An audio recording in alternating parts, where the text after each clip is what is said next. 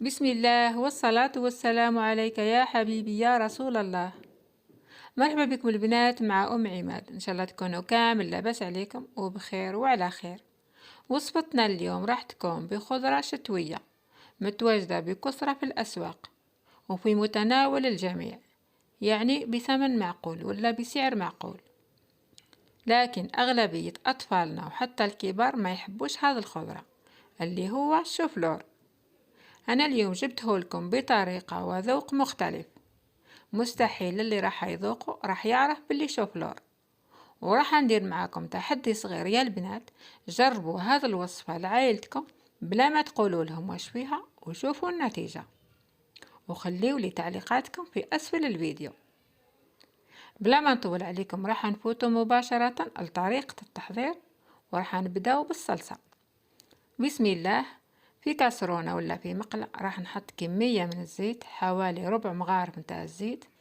نزيد عليهم ربع فصوص نتاع الثوم كونترابيت، 6 فصوص نتاع الثوم راح نحط 4 منهم، نحتفظ بالباقي فيما بعد. راح نقلي الثوم نتاعي في الزيت على نار تكون خفيفة. قليو الثوم نتاعكم على نار تكون خفيفة باش ما يتحرقش الثوم نتاعكم ويطلق لكم المرار. راح نزيد مغرف كبيرة طماطم كونسونطري ولا طماطم مركزة، نقليها هي ثاني مليح مع الثوم. حاولوا تقليو الطماطم نتاعكم مليح باش تفاداو هذيك القروسية اللي تجي فيها. هنا راح نقلي الطماطم نتاعي مليح مع الثوم في الزيت. هنا بعد ما تقلى الطماطم نتاعي وهذيك الثوم طلقت لريحتها، راح نضيف عليهم حوالي 3 حبات طماطم كبار كنت اشيتهم في هذا الاشوار بعد ما قشرتهم. نزيد عليهم التوابل اللي هما عندي مغرف صغيرة نتاع الكركم، عفوا عندي مغرف صغيرة نتاع العكري، مغرف صغيرة نتاع العكري، عندي مغرف صغيرة نتاع الكمون والكزبر، بلا ما نساو الملح اكيد حسب الرغبة. نقلي الخليط نتاعي مليح مع بعضه، نخليه يتقلى مليح مع بعض. في هذه المرحلة راح نزيد عليه كمية من الماء، انا راح نضيف حوالي نص كاس نتاع الماء. بعد ما تقلى لي هذا الخليط مليح راح نزيد عليه نص كاس نتاع الماء. وانت اذا كنتي حابة يعني صلصة بالزيادة ضيفي كاس كامل تاع الماء، انا غير نحتاج غير كمية قليلة تاع الصلصة. راح نغطي عليها ونخليها طيب على نار متوسطة لمدة ربع ساعة. ومن جهة أخرى كنت غليت راس صغير تاع شوفلور، كما راكم تشوفوا غير راس صغير تاع شوفلور، كنت غليته في الماء والملح مع مغرف نتاع الخل ومغرف صغيرة نتاع الكمون ومغرف صغيرة نتاع الكركم، هكا باش نتفاداو هذيك الريحة اللي تجي في الشوفلور. كما نعرفوا كامل الشوفلور عنده ريحة يعني ما نحبوهاش بزاف، يعني قليل اللي يشتي الشوفلور من ريحته. انا هنا راح نقي كامل الشوفلور نتاعي، راح نحيلو هذوك السيقان اللي يجيو في الوسط. بالنسبه للطياب نتاع الشوفلور قادره يعني غير تفوريه، يعني حتحصلي على نفس النتيجه، يعني تغليه في الماء ولا تفوريه. انا هنا راح نحي كما قلت لكم كامل السيقان اللي يجيو في الوسط، نخلي غير الزهره من برا. والشوفلور تاعي كنت طيبته شوي بالزياده، حاولي تطيبيه شوي بالزياده، يعني تلظي عليه راح يتفتت لك بكل سهوله بهذا الشكل. هنا راح نجيب فوطه نتاع المطبخ ولا طرشونه ونحط فيه كامل هذاك الشوفلور في الوسط، يعني نحط الشوفلور نتاعي هذا الفوطه بهذا الشكل. راح نعصر الشوفلور نتاعي، يعني بعد ما حطيته في الطرشونه نحاول نعصره من كميه الماء اللي متواجده فيه. كما نعرفوا الشوفلور يعني يكتسب كمية لا بأس بها ولا يمتص كمية لا بأس بها من الماء، سواء غليناه ولا فورناه. يعني نحكم نضغط عليه بهذا الشكل، نخرجوا كمية الماء اللي يمتصها هذاك الشوفلور بهذا الشكل. يعني نحاولوا نخرجوا غير الكمية يعني الزايدة نتاع الماء.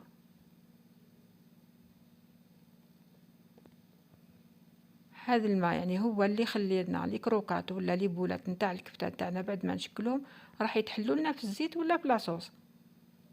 يعني بزاف من الاخوات اللي يعني قالوا لي باللي احنا الشوبلور تاعنا بعد ما نشكلوه يعني كفتة ولا كروكات بعد ما نقليوها ولا نحطوها في الصلصة يعني يذوبوا لنا في لاصوص. هذا هو يعني السر اللي يخلي لي كروكات نتاعك ولا لي بولات نتاعك ما يتحلولكش في الصلصة. حاولي تنحيلو الماء الزايد اللي يكون فيه هكا باش تجي الكفتة تاعك ولا لي كروكات نتاعك بعد ما تشكليهم يجيو حاكمين رواحهم بهذا الشكل. يعني هاد تحصلي على هذا الشوفلور يجي شايح من الماء، يجي بهذا الشكل، يعني يجي كتلة واحدة شايح من الماء.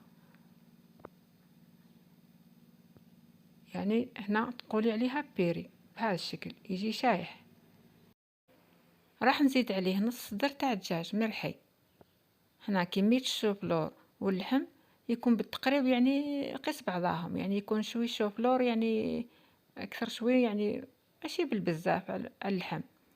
هنا راح نزيد عليه زوز فصوص تاع ثوم اللي خليتهم من قبل، نزيد عليهم التوابل نفس التوابل اللي ضفتهم للصلصة.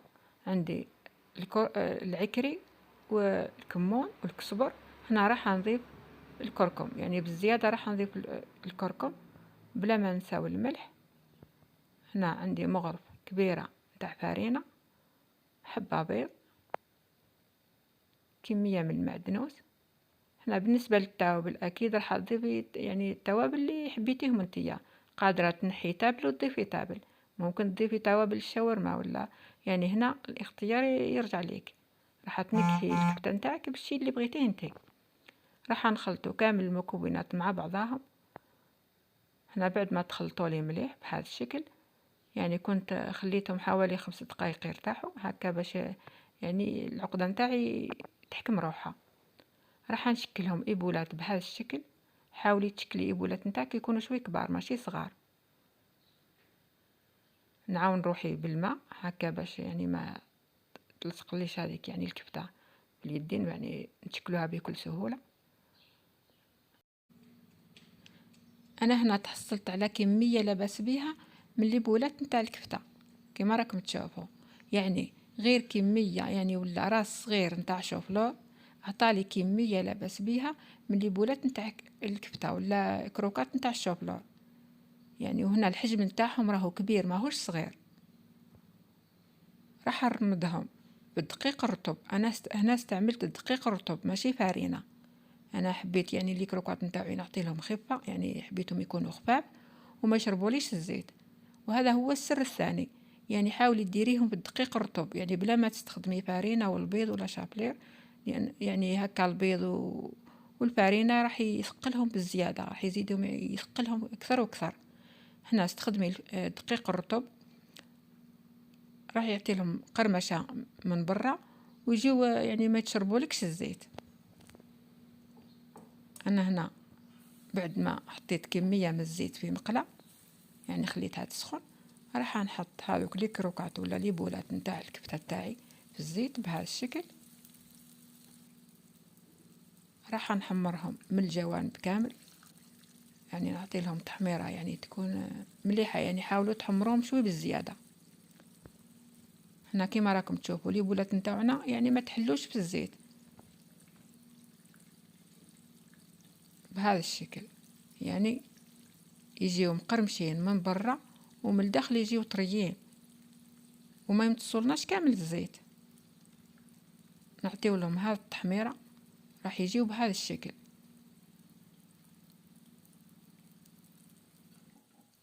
راح نصفي كامل لي كروكات نتاوعي بعد ما تقلاو لي مليح في الزيت وخذاو تحميرة مليحة، يعني تحمروا لي مليح. راح نصفيهم مليح من الزيت. وانتي في هذه المرحلة قادرة يعني تقدميهم كمقبلة ولا كمملحة، يعني ترافقيهم غير بمايوناز ولا كاتشب ولا هريسة ولا أي صلصة حبيتيها، ولا راح تقدميهم يعني على شكل طاجين. راح تضيفيهم للصلصة اللي وجدناها من قبل، يعني تكون شوي خفيفة، تحطيهم في الصلصة وتخليهم يتجمروا حوالي 5 دقائق وتقدميهم. راح نكمل كامل لي كروكات نتاوعي بهذا الشكل. راح نطيبهم مليح في الزيت ولا نقليهم مليح في الزيت بهذا الشكل. يعني راح يجيوني مقرمشين من برا وطريين من الداخل. هنا الصلصه تاعي راهي واجده كما راكم تشوفوا، يعني جاتني شويه عاقده ماشي خفيفه. يعني هنا كنت ضفت نص كاس تاع الماء. في هذه المرحله انت قادره يعني تضيفي هذه الكروكات بهذه الصلصه، يعني راح تقدميها على شكل طاجين. انا هنا راح نشكلها على شكل جراتان. كنت قليت 2 حبيبات نتاع بطاطا من قبل. يعني البطاطا اختياري، قادره ديريها قادره تستغني عليها. راح نضيف كميه من الصلصه، نزيد عليها كميه من البطاطا، يعني اختياري بالنسبه للبطاطا اختياريه. راح نضيف كميه من البطاطا، نزيد عليهم لي كروكات اللي وجدناهم. احنا كما راكم تشوفوا يعني ما امتصوش كامل الزيت، يعني يكونوا فارغين من الداخل. نحط كامل لي كروكات اللي شكلناهم في المول بهذا الشكل. زيد نوزع عليهم كمية البطاطا اللي تبقات لي من الفوق. يعني هنا قادرة تستغني على البطاطا ويعني تستخدمي اي خضرة حبيتيها نتيا. قادرة تستخدمي باذنجان. زيد عليهم الصلصة اللي تبقات لي، يعني نغطيها بالصلصة بهذا الشكل. نغطي كامل هذوك لي بولات ولا لي كروكات بالصلصة